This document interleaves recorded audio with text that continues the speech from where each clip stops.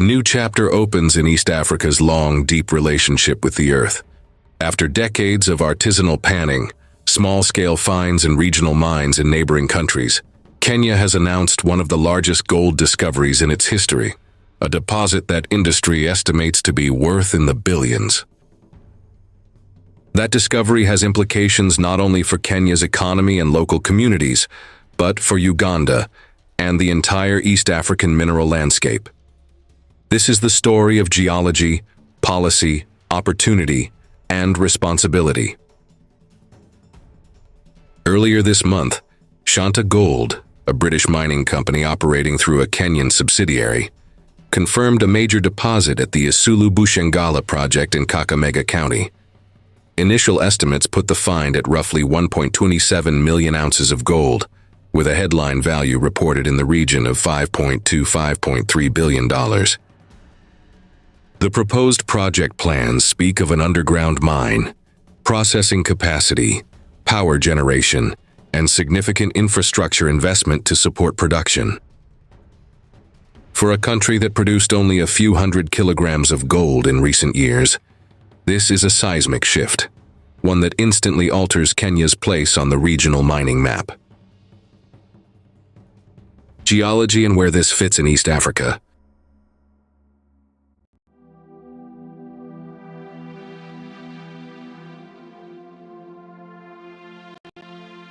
To understand why this matters, we need a quick geology lesson. East Africa sits on complex crustal blocks and ancient greenstone belts, the types of geological environments that often host gold. Tanzania and Sudan have long been the region's large-scale contributors, with active industrial mines and established export streams. Uganda, too, has seen rising interest over the last decade with multiple promising belts and growing formalization of mining. Kakamega's discovery places Kenya beside Tanzania, Sudan, and Uganda as a country with verifiable, industrial-scale gold resources.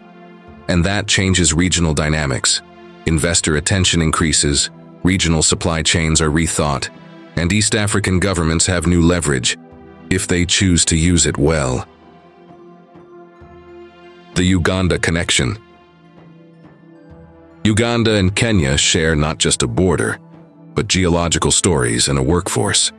Over recent years, Uganda identified multiple gold-bearing areas, from Mubende to parts of Karamoja and Buweju, and has worked to scale up exploration and processing capacity. Some reports point to massive prospective reserves and ongoing projects moving into production. Those advances have helped attract regional miners and refineries, creating a East African network. When one country in a region finds a major deposit, it's catalytic. Investors look at neighboring geological belts and governments accelerate permitting and infrastructure plans. Uganda stands to gain through cross-border services, regional refining opportunities, and joint standards for artisanal miners. Economic promise and value capture. A multi-billion-dollar discovery on paper translates into taxes, royalties, employment, contracts, and local development funds, but only if governance and contracts are designed to capture value for the country. Modern mining projects offer direct jobs in operations and many more indirect jobs in services, logistics, and construction. They can also support local enterprise development if procurement frameworks prioritize local suppliers and skills transfer. The crucial question isn't whether the gold exists, it's whether Kenya, and by extension regional partners like Uganda, can turn the underground wealth into lasting above-ground development. That means good contracts, strong taxation and royalty regimes, transparent revenue management, and local content policies. How Kenya adds to East Africa's mining map. Before Kakamega, East Africa's large gold names were dominated by Tanzania, Sudan, and smaller contributors like Ethiopia and Eritrea. Kenya's addition gives the region increased geographic diversification. Practically, this can mean pooled expertise, geological surveys, processing know-how, regional supply chains for machinery and chemicals, and potential for shared value addition infrastructure such as refineries and export corridors. Imagine, or trucked from Kakamega to a regional processing plant. Kenyan engineers trained via Ugandan or Tanzanian partnerships, shared regulation models that reduce illegal trade and improve miner safety. Those are the wins, if coordinated. Risks: social, environmental, and governance. Large discoveries bring large risks. Mining projects can displace communities. The Kakamega project footprint, for example, mentions hundreds of households potentially affected. Environmental impacts can be severe if waste management, water protection, and land rehabilitation are not enforced. And without robust oversight, revenue can leak through corrupt contracting, illegal mining, or weak royalty collection.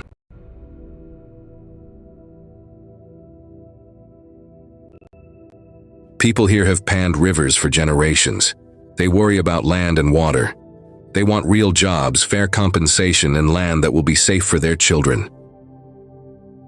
These are precisely the governance challenges East African countries have been wrestling with, and the experience from Uganda, Tanzania, and Sudan offers lessons. Formalizing artisanal miners, making permitting transparent, setting environmental baselines and enforcing them. These are not optional add-ons. They are central to whether mining becomes a boon or a wound. Regional cooperation opportunities. Kakamega's discovery is a pivot point for regional cooperation. East African governments can coordinate on several fronts: common standards for artisanal mining formalization, harmonized tax and licensing frameworks to avoid a race to the bottom, shared research and training centers, and regional processing facilities to keep value in Africa. If Uganda and Kenya, along with Tanzania and Sudan, work together, they can build a more resilient, higher-value regional mineral sector.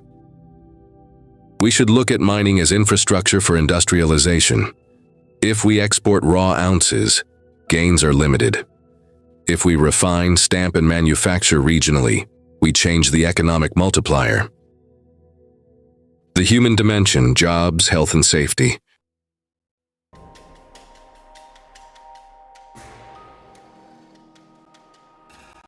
Jobs are often sold as the immediate benefit, but without training and safety regimes, those jobs can be hazardous.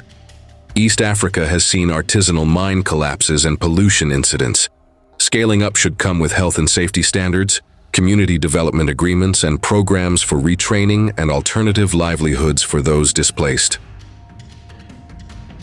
Kenya's discovery could finance new schools, clinics, roads, and water systems, but only if revenues are captured and allocated transparently. This is where strong institutions and civic oversight matter most. Practical steps: what Kenya and Uganda should do now. Here are practical steps to maximize the public good from this discovery. 1. Transparent contracts and revenues. Publish contracts, royalties, and projected government take. Establish an independent oversight committee.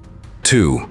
Local content and skills. Require phased local hiring and training, local procurement targets, and support for small suppliers. 3. Environmental safeguards. Enforce strict EIA requirements, tailings management, and water protection. 4. Formalize artisanal miners. Create pathways for artisanal miners to enter legal, safer, and taxed supply chains.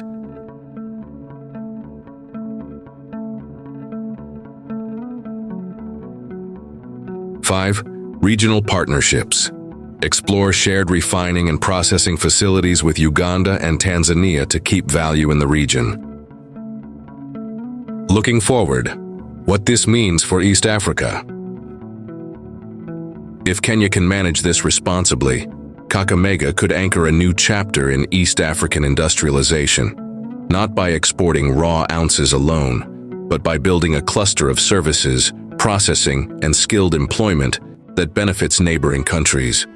For Uganda, The opportunity lies in partnerships, supplying skills, building refineries, offering regulatory lessons, and sharing market routes.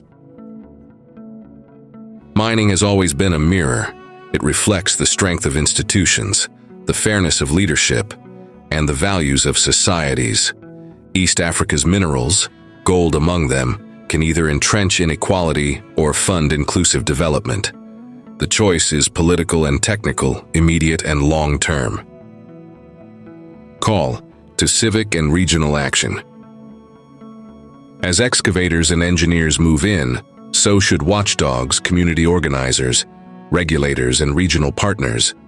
Citizens should demand transparency. Governments should commit to strong protections. Companies should bring best practice and community-first approaches.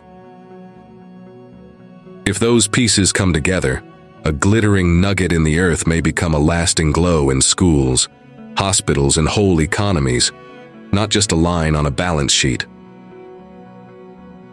This discovery is an invitation to build, to govern wisely, and to make sure that the wealth beneath East Africa's soil becomes the foundation for prosperity above it.